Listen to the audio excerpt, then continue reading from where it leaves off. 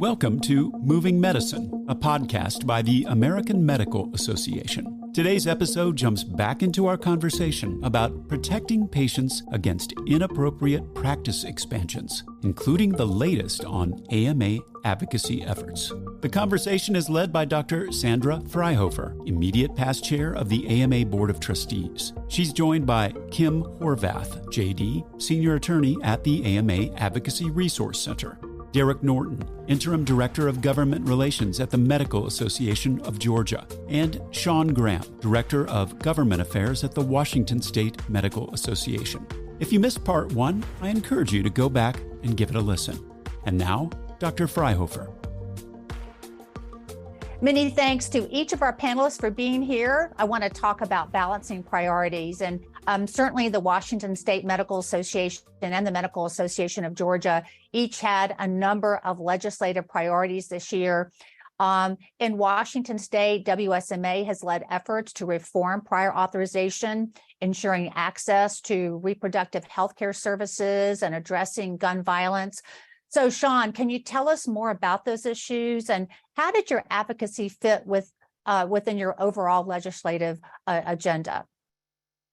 Yeah, it's a good question. I would estimate that our work on scope comprised about a third of the resources that we were expending through the legislative session. And on balance, it was a really successful session for the Washington State Medical Association. As you noted, we saw a bill passed here around prior authorization reform to standardize and modernize prior authorization, expedite turnaround times for determinations, as well as build on the federal rule through CMS that folks are probably aware of that requires integrated electronic processes for prior auth. So we're very pleased to see that move through this year. And then also worked on a package of bills around abortion and reproductive care access, seeking to make sure that there are liability protections in place for patients and physicians. We want to protect physician licenses. We want to ensure access to abortion medication. And then the last kind of big bucket in terms of our priority issues, what we were helping to proactively bring forward this year was around addressing gun violence, requiring background checks and waiting periods for firearm purchases, affecting an assault weapons ban, and imposing some liability for gun manufacturers. And then there's, a host of other issues that we worked on this legislative session: telemedicine, consolidation, the ability of physician groups to enter into partnerships is a big issue in our state. We have a healthcare cost transparency board that I know some other states do too, that folks are looking to beef up and build out an enforcement component of, and then any number of insurance mandates and regulations that were considered this year. Well, as you know, AMA now has a gun violence task force, and many of the items that you just mentioned are part of our AMA recovery plan for America's physicians. So, we're all just kind of working together to try to work on these state-by-state battles. But Sean, again, thank you for sharing that with us. Derek, in Georgia, and thanks to continued advocacy, MAG has led the way for surprise billing revisions, network adequacy, and candor. So please share more details about these victories in Georgia, and what is candor? Sure, glad to. Scope was certainly front and center and at top of our legislative priorities list. Sean, you said, a third of your time was spent on it. I would say 50% or higher in Georgia. We just had so much coming at us. And we expended tremendous resources on those issues. But the three other issues that were front and center in our legislative priorities list, like you mentioned, surprise billing revisions, network adequacy, and candor. HB 295 by Representative Lee Hawkins, who is a dentist, chairman of the Health and Human Services Committee in the House, and one of our best relationships at the Capitol. He brought this bill forward, and we worked with him. Bethany, my predecessor in this role, worked with him a lot on it. Revises Georgia's current surprise billing laws by clarifying what constitutes an unfair claim settlement practice by an insurer. It expands the timeline for filing requests for independent dispute resolution, and for the IDR entity to come to a decision from 30 days to 60 days. And grants additional flexibilities to the Department of Insurance to administer the program, including fines for noncompliance. And we're pleased to have been able to get this bill across the finish line this session. Senate Bill 20 dealt with network adequacy. This was brought by one of our physician legislators, Kay Kirkpatrick, and it authorizes the Department of Insurance to set and enforce network adequacy standards. It really just gives the insurance commissioner in Georgia the tools he needs to increase network adequacy in our state. And also pleased to say that this bill passed and was signed into law actually on the same day as the Truth and Transparency legislation. And then Sharon Cooper, who's a longtime ally in the House, formerly the Health and Human Services chair, and comes to all the MAG events, and her husband was a physician. She brought HB 470, which was the Candor legislation. It's a dispute resolution bill that would have provided an additional an alternate process for patients, physicians, and facilities to resolve unanticipated outcomes. We got this through the House. I think it was unanimous, but for whatever reason, it didn't fall high enough on the Senate's priority list, and so it was not pulled up for a vote. But it still remains. We're a two-year biennial here in Georgia, and so it'll be eligible for consideration, having already passed the House this year, in the Senate next year. Medicine doesn't stand still, and at the AMA, neither do we. AMA members are physicians like you who are shaping the future of medicine. Become a member today and join the movement. Visit ama-assn.org/movingmedicine.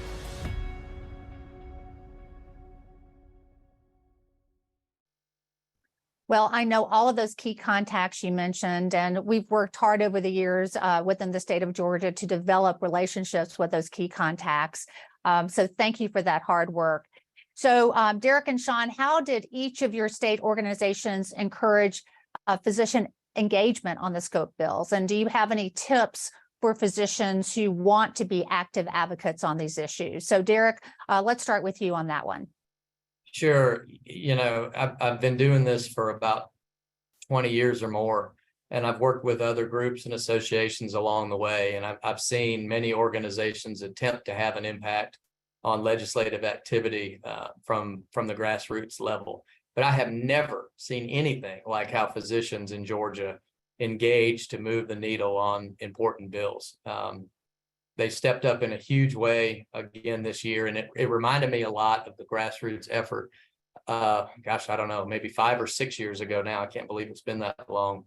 When we were in the middle of the surprise billing fight in Georgia, and MAG was at odds at that time with the powerful insurance committee chairman in the House, who's now the rules chair, but we couldn't keep his bill, which we opposed in that instance, from reaching the House floor for a vote. But when it did reach the floor, the emails and texts and phone calls to all legislators by our Georgia physicians, and these were not form letters. These were individual, well thought out responses and communications, made a huge difference. And we were able to defeat his bill during that battle on the House floor. And just like that battle this year, the same type effort and outreach from the same physicians, specialty societies and county medical societies this year helped us defeat the CRNA independent practice legislation. And as far as tips for physicians who want to be engaged on these issues and advocate successfully, it comes down to just simply getting to know your legislators, not when they're in session and have 10,000 issues coming at them rapid fire, but in the off season, either just right after session is over with, or in the months preceding the next legislative session. I encourage all physicians to go meet with your legislator at the local coffee shop, get to know them, tell them that you're interested in what they're doing, and that you want to share what's important to you. Let me tell you, a physician constituent coming to speak with one of these citizen legislators who don't necessarily know anything about the healthcare space. These are part-time legislators in Georgia who are bankers and farmers and you name it, whatever else. Your perspective on healthcare issues is very meaningful to them. And if you can develop that relationship and have their cell phone and they have yours, and then when legislation's moving at the Capitol, they use you as a resource There's nothing more valuable than that to you as an individual physician, your society, and the House of Medicine in general. So that's my advice. Just take the time out of everybody's busy schedules and reach out. They're very approachable, and you'll be well served by doing that. Well, certainly the patients of Georgia and the physicians who care for them are very fortunate to have a very strong medical association looking after us. And Derek, thank you for your hard work. And I remember when I went through the Georgia Physicians Leadership Academy, getting to know your congressperson, your legislator, and having their cell phone was so important. And it really, I think this particular session just proves how important that is. So, Sean, how have you gotten more physicians involved in these efforts in Washington State? Yeah, I think it's, it's a similar dynamic, and Derek said most of it better than I can. A lot of the tools that WSMA would utilize, I think, are pretty common in terms of promoting these issues in our messaging, utilizing calls to action through emails. We, in any given session, we have hundreds, again, if not thousands of messages that are generated that way that go into legislators, in addition to independent messaging that physicians may do or that may come through their physician specialty organizations. We organize an annual legislative summit, an opportunity for folks to come to the Capitol and have meetings with their legislators, talk about WSMA's priorities. But to Derek's point, I think that what is most important is building those relationships over the interim. I imagine, the dynamic in Washington is typical of elsewhere. You're going to get 15 minutes, best case scenario, with a legislator during session. And, there might be a lot to fit into the conversation. By contrast, over the interim, you can regularly meet with them in the community for an hour, invite them to your practice, even have them come, see where you work and have a sense of what your work environment looks like, build those relationships in the interim. I think it can be hugely helpful to have physicians reaching out to their legislators during session, even if they don't have an existing relationship. But what's really going to get the attention of a legislator is when they can remember, oh yeah, I've met that person, we've connected on multiple occasions, I have trust in them, I have confidence in the information that they're providing me during legislative session. And I know folks are busy, physicians are busy. Who else is busy? Non-physician. And dentists make time, and optometrists make time, chiropractors make time. It's imperative that the physician community does as well. And the only thing that I would note, this just came to me, run for office, y'all. I've been at WSMA for 10 years. And I was actually just coming on, unfortunately, as the last physician legislator that we had in our state was unelected. And there have been a number who have ran unsuccessfully since. We've tried to support them where we can. We're fortunate to have a physician in Congress in Washington State. I should mention that, a pediatrician, Dr. Kim Schreier. But at the state legislature, we haven't had a physician in 10 years. And more broadly, there's been a lot of attrition of healthcare providers in our state legislature. If you went back a couple of years, there was quite a few different types of healthcare providers. And at current, I don't believe we have a practicing healthcare provider in our Washington state legislature. So out of 147 legislators, we've got a non-practicing dentist and 2 non-practicing pharmacists. And that's really it. So to Derek's point, legislators come from all walks of life. They're not versed in healthcare. They are really looking to physicians in their community to provide them information on these issues, ideally through the legislative interim, and to be building those relationships year round.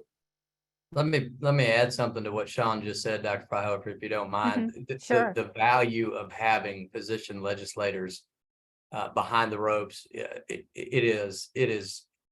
I just can't stress that enough. And in Georgia, we've been blessed. Prior to this session, we had 5 physician legislators, and up to last year, the chair of the Senate Health and Human Services Committee and the chair of the Senate Insurance Committee were both physicians. And I don't know that that's been the case anywhere else in the country. We have 4 now. We have 2 in the House and 2 in the Senate. But the program that Dr. Fryhofer mentioned before, our Physician Leadership Academy in Georgia, we encourage physicians to run for office. And I don't know about other states out there, but Georgia experiences incredible turnover for legislators every year. Here, I think 50 something out of our 236 members of the legislature were new, right? So identifying those seats and being able to kind of have a crystal ball and look out a couple of years or 4 years and understand that some of these more seasoned legislators are going to be retiring, identifying positions in those districts and trying to encourage them early to run. They've got all kinds of support from medical society and their peer groups. And so if they can make the time, it's just an incredible asset to have them in the legislature. And we've also had a few physician spouses that are in the legislature. So if the physicians are too busy to run, get your spouse to run. How's that? Sean, did you want to say something in addition? I don't No, just that I'm jealous of y'all in Georgia. We are fortunate to have a couple physician spouses here. But yeah, I would give a lot to have some physicians in elected office here too in the legislature. How do we advocate for physician rights as compared to non-physician providers on the hospital level? So we've had some experience with this in Washington State, and I'll say, where this has come up, I can think of some different examples. A lot of these have taken non-legislative routes. Direct advocacy, it's been the case that physicians might have an issue with a health system's policy rather than with state policy. So not something that necessarily required legislation, but something that we were able to work with the particular health system and make sure that there's an awareness. The one that comes to mind for me, that there's an awareness of the titles that practitioners may be using in the hospitals and making it clear, physicians as opposed to non-physicians who are working in the hospitals. Okay, Kim, again, thank you so much for your work with SOPP. So how can physicians learn more about AMA's work on scope of practice? Thanks, Dr. Fryhofer. So hopefully you don't have to look far. I think there are a couple ways. First off, if you don't already subscribe to Advocacy Update, that's a great way. We try to share some of the state level activity in that resource and including kind of updates on the most current legislative activity. There are often AMA news articles talking about the work on scope of practice, either at the state level or just more generally about the issue. So that's another place, and a place where you can often learn. The AMA website also has some resources if you just want to learn more about the issue. And then another place that I would encourage, and again, kind of speaking about physicians who maybe want to run for office or want to be physician advocates, the State Advocacy Summit is another place where you can learn not just about scope of practice, but all the issues that physicians across the country care about. It is a health policy conference that the unit that I work in, the Advocacy Resource Center, puts on every year. It occurs in January. And it's a time when we bring in national experts to talk about a variety of legislative issues. So that's another way where you can dive in much more deep and learn about the issues and get to know people like Derek and Sean, who are usually in attendance, and other physician leaders in your state. So that's another opportunity as well. So I think this upcoming SAS State Advocacy Summit will be in January in Amelia Island, which is a really nice venue. So, and it's a little more casual. It's really a great way to learn and get to know other people within the AMA. So thanks so much for that, Kim, and thank you for your leadership in this space. SOPP AMA Scope of Practice Partnership is such a great resource for these advocacy efforts. And this discussion has been so informative, but unfortunately, we're out of time for today's session. Thank you for being engaged on issues that most directly impact America's physicians and our patients. And remember, AMA is your ally and your partner as we work to create a healthcare system that's better for patients and the physicians who care for them. Thank you, and have a great rest of your day. Don't miss an episode. Be sure to subscribe to Moving Medicine wherever you get your podcasts. Thank you for listening.